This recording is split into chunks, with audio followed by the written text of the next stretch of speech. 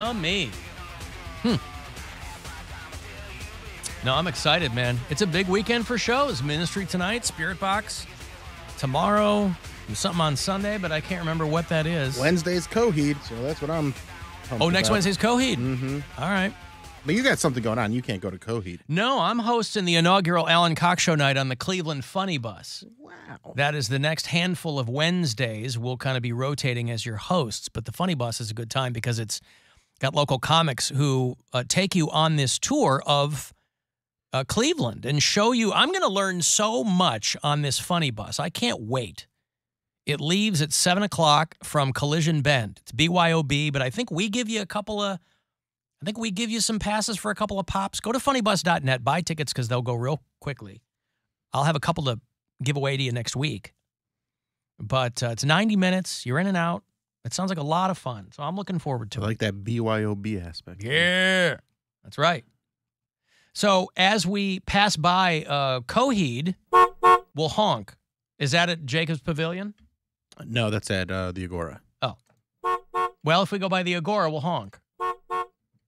Is that a band you'd rather see outside or inside, or you don't care? I've seen them both, and I like seeing them at the Agora. The time I saw them, that was probably my favorite, was the first time I saw them, which was at House of Blues, because that's a little smaller, a little more intimate. Mm-hmm. But, I mean, the Agora is a great spot to watch any band, really, too. So, and I've seen them at Pavilion, like the Jacob's Agora. Pavilion I just a couple like times. the venue. Yeah. I like seeing bands inside. I like seeing the lights and whatever video they've got, and a lot of times that can get washed out on an outdoor thing. Is this Rush or Coheed? What is this? This is Coheed. What is this song called? This is A Favor House in Atlantic.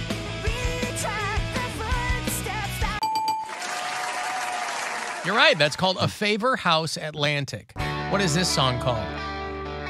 This is... I know the album. I know the song. I'm not great with song names. Hold on. I'll get it. Something... I can't remember the name of the song. It's called You Got Spirit Kid. You Got Spirit Kid. Yep. Yes, I knew the kid was in there. You didn't get that one. Yeah, I'm not great with the titles, but let's keep going. What's this one called? The Gutter.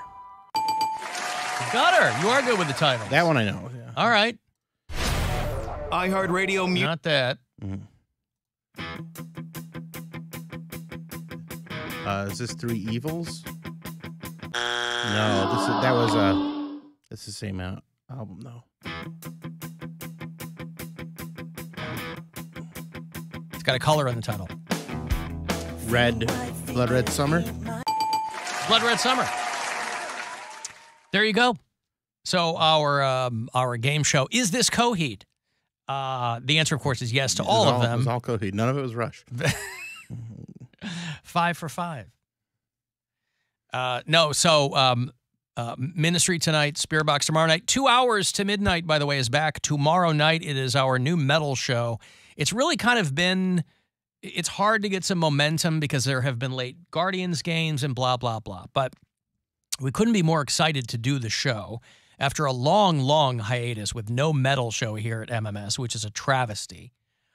I've been crawling up their ass for 13 years to get a metal show back on with me at the helm, and so it's finally back. Corey Roddick, Pat Butler with me every Saturday night, 10 to midnight. So it's tomorrow night. There's local music. There's stuff you guys like. It's mostly stuff that the three of us dig. And then Sunday morning, it's the Weekend Cox, which is 2 hours of the best stuff from this show, 8 to 10 Sunday morning. So my voice is on this radio station now 7 days a week. Just like you've always wanted. Just like I have always wanted. What's the thing you sent me about the worst concert crowds? Yeah, I just thought it was an interesting article about how crowds have gotten This is progressively, by state? Yeah, more like either they're rude or they're Generally aggressive. And it's goes by state, and there's some where it's pretty much stayed the same over the last, I think it was like 6 or 7 years, but it's so you can't really blame, getting ramped up. You can't blame COVID for all of it. No, I think it's more social media because they talk about people being on their phones a lot during the concerts and stuff like that. So, and then just drunkenness and fighting and a lot of that stuff. Yeah, they didn't break down, they did this big wide-ranging study in 50 states. They didn't break down concerts by genre, so it's not like, fans of X kind of music are more rowdy. But they said that most people that they talked to absolutely said that concert crowds, there was more disruptive behavior. And concerts have always had people who have been of the mindset, I paid to get in here, I can do whatever I want. The states where people reported seeing the most drastic changes in concert behavior were Kentucky and Maine. I don't know if there's any connection there whatsoever. I don't see Ohio anywhere on this list, which means I would think that we're somewhere in the middle. I think we're very much right in the middle. Yeah. So say what you want about Ohio. We're not aspiring to anything, and we're also not in the basement. So what's the matter with it? We're a C student as a state in Ohio. Smartphones, loud talking, pushing and shoving. But that's, depending on the type of concert it is, there's going to be some pushing and shoving. And that's part of it. Right. That's part of the reason some people are there. Excessive intoxication. Is ministry of pushing and shoving? Is there going to be I think, yeah, that's a kind of, it's Are you going to be in the pit? No. I'm always in a box. Mm-hmm. I always buy box tickets when I go to the Agora. I just like to watch the show from that kind of perch. Someone wanted to know if they sound similar to 90s ministry. If they still sound like that. I don't even know what that means. Yeah, like heavy. Yeah. Well, because ministry, when they first started, sounded like Depeche Mode. Al Jorgensen was doing a fake British accent, and, so when it was Every Day is Halloween ministry, it was very keyboardy and kind of, but then around 90, 91, they were an industrial band. They were a Chicago industrial band, and they got really heavy, and I imagine that's what they're going to do. But it's Frontline Assembly tonight, and then it's Gary Newman, who I'm excited to see. I was thinking he'd go on first, but he's in the middle. And I've never seen Gary Newman. And then Ministry tonight.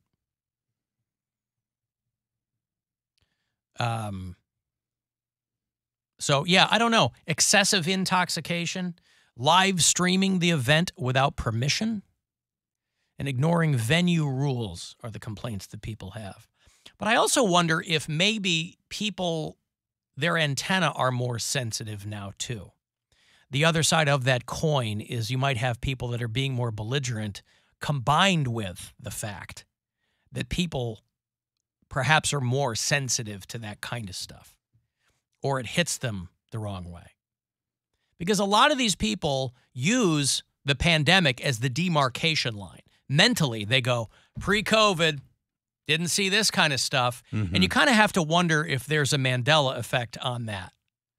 Because COVID was such a weird time that on the other side of it, you never, ever went to any kind of show where people were standing there with their arms at their sides, making sure that people next to them had personal space. The smartphone thing has always been something that has made people upset. Because if you're at a show and the person in front of you, you're watching it through their screen because they're filming it. Like, dude, your 3 followers don't care that you were at this show. But it's your experience. You bought the ticket. You can watch it however much you like. I always think of it from the band's perspective. How strange it must be to be up there performing, and it's not people jumping around. It's people, and obviously that's something I think that'll vary by genre. Not necessarily people jumping around, but you're looking at a sea of phones. And that's got to kind of take you out of it a little bit.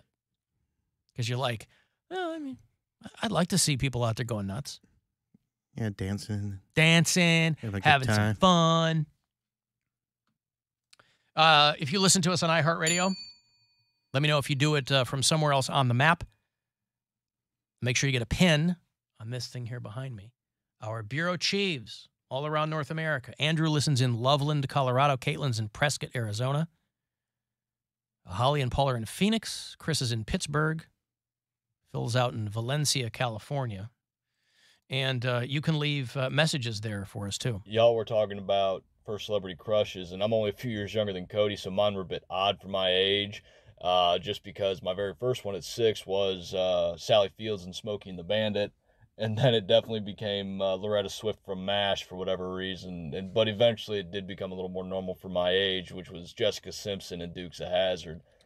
Which, that explains why I like big eyes, blonde hair, and muscle cars as an adult. So, makes sense. Hate the show. I think he said Swift, but Loretta Swit was Hot Lips Houlihan on the MASH television show. I've talked about how I'm trying to watch all these 70s movies that I never saw because I was too young, and I just never got around to them. So I had never seen MASH the movie. Have you ever watched MASH the movie? I never watched MASH the movie Robert Altman, or the show. Oh, you never watched the show? I've seen like moments of it, but I've never. My dad loved MASH, so Yeah. when I was a kid, I'd watch MASH with him. But MASH the movie is Elliot Gould, Donald Sutherland, Robert Duvall is in it. But Loretta Swit, I don't even know if she's still alive. She was Hot Lips Houlihan, and she was a piece back in the day. She is alive. She's 85 years old. Loretta. And Loretta Swit, S-W-I-T. Hot Lips Houlihan. Ironically, her husband's last name is Houlihan, so I don't know if, whatever. But, Sally Field and Smokey and the Bandit was Foxy, too. But I'm surprised going with Loretta Swit and Sally Field that he went with Jessica Simpson in the Dukes of Hazzard reboot, the awful Dukes of Hazzard movie, rather than Catherine Bach, the original. He must like blondes. Well, I'm guessing it also had to do with that was just so prominent when that movie came out because she did that music video, and that music video to These Boots Were Made for Walk. Did she? Is that what she did? She did some cover song, and she's, I think, washing the General Lee in the music video, and it's pretty good. Okay. It's pretty good.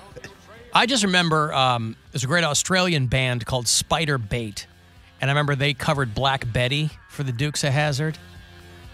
But what a terrible movie it was. That was the movie that was supposed to launch Johnny Knoxville. He's like, I got to get the hell out of this jackass thing. I'm going to be a movie star. And he's done a bunch of movies, but that Dukes of Hazzard, boy. The expectations were too high for that movie. Willie Nelson was Uncle Jesse. It was Stifler and Johnny Knoxville. And then Jessica Simpson was Daisy Duke. Who was Roscoe P. Coltrane in that? Dukes of Hazzard movie. I saw it one time, and then I never saw it again. I can't remember who he was. God, that movie's almost 20 years old. Burt Reynolds was Boss Hogg. Yeah. I didn't hate that movie. I thought it was just silly. I thought it was terrible. I thought it was just a silly. I mean, it's. I wasn't into Jessica Simpson. Jay Chandrasekhar he directed it, I believe. Yeah. From Broken Lizard. Broken Lizard, yeah. MC Gainey, Roscoe P. Coltrane. All right, well, there you go. Linda Carter was in it. She was Wonder Woman. They kind of gave a nod to a couple of older actors. If you don't leave us messages on the app, you can call them in for people who want to leave voicemails. It's 216-986-8903. Hey, Alan. I don't know if it was my drunken stupor or just the fact that I've heard it so many times and it sounds like me. I think that you're giving the wrong credit to Political Joe. I think that Once Divorced and Broken Man was me, and I remember calling you, and if I'm not mistaken, although I was drunk, when the phone call cut off, it's because my wife came in the room, and I didn't want to get in trouble. So I think we really need to do a deep dive and find out if that was Political Joe or me, because I definitely remember calling you about getting divorced. So I don't mean to throw a whole ratchet in whatever's going on, but I don't think that was Political Joe. I think it was me. And by the way, my name's Alan. Love you. Bye. My wife came in the room, and I didn't want to get in trouble. That encapsulates the whole relationship there. No, that sweeper I have is absolutely Political Joe. Because he was like, hey, Alan. Yeah, he's doing the whole Alan thing. Call the Alan Cox Show. Is that what you want to do? Think about it, Alan. Once divorced and a broken man. Yeah, that's Political Joe. Because he always goes, Alan. Has there ever been a time where you're like, oh, I'm going to get in trouble by my wife? Do you ever think like that? Get in trouble? Not his current wife. Okay. First wife, I was always worried I was going to get in trouble. And then I finally did. I was going to say, but like in trouble, like she has to watch over you like a kid. I don't think you're that type of guy where. Well, but there are and I a don't lot think Gwen's of that type of woman either. No. Like Alan, if I see you doing something, you're going to get in trouble. Right, but in my ex-wife's defense, Gwen got a very different version of me than my first wife got. So, but there are a lot of guys, every guy who's married, whether he knows it or not, there is a part of his brain that is terrified of getting in trouble with his wife because you never know what that might be. And it's not like you're sleeping on the couch in trouble, but it can be kind of these little microaggressions. You don't know what kind of day she's had. You could be walking into something and you don't know. And vice versa. There are a lot of women who are walking on eggshells around their husbands. There is a power imbalance there, you know. But no, I don't walk around worried that I'm going to get in trouble. Okay. Right? I mean... Yeah, that'd be a miserable way to exist. Right. I don't want to get in do, trouble like, with my I don't wife. want to get in trouble with my wife. Right. Well, he's just said it. I'm staying out too long or... A lot of people live like that. I think it's funny. Well, again, I don't know anything about... Because I think they're what's going on with that guy, huh? Because I assume they're exaggerating. Like, your wife's really not going to... You're not in trouble with your wife. Like, she's not going to sleep on the couch, or you're not going to sleep on the couch because, you know, something funny that you enjoy doing. Well... Getting drunk and calling the after hours line. You did it again. What if that was a... That's what I'm saying. And then he has to sleep on the couch. I told you, stop calling that stupid radio show with that guy that I just can't stand his voice. Yeah. I hate him. Well, yeah, I don't know. I would certainly hate to be in a situation where I was worried about getting in trouble. But there is that kind of dynamic, and I think there is a dynamic with a lot of married couples where there's like, it's like a sitcom. Oh, there he goes again. You know, where like the wife kind of mothers you, and there's some women that are really into that too. Where, you know, they kind of take on that mantle of looking over and now don't do this because, I don't know. I certainly never wanted to get in trouble as a kid, but I that's never occurred to me in my current situation. Like an adult. Yeah. But I'd like to know more. I mean, but anyway, sir, to your point, that is Political Joe in that clip that I play. That's not you. We haven't heard from him in a while, too, so I hope he's okay. And we don't even actually know his name, right? We just call him Political Joe? Well, his name is Joe. It is Joe, okay. I call him Political Joe because he would initially call me and say, stop talking about politics, and then turn around and go, you don't talk about politics enough, which, of course, is code for you don't talk about my kind of politics. Right. But, yeah, I think he has referred to himself as Joe in the past. Oh, Alan Cox, I thought you heard that. Well, you know what? You're liberal pieces. But then he'd turn around and be like, hey, I love you guys. Yeah. Keep doing what you're doing. Foot whore. So, marry you, foot whore. So there's a lot of things swirling around in that man's head. I hope he's okay. I hope if he needs help, he's getting it. I've got to take a break here. I'll have those passes for the Mars Volta. Remember them? They're back on the road. They've been gone for about 10 years, dropping new music. And they're coming to perform for you. They're going to play September 16th at the Agora. So if you want to go, a couple of tickets for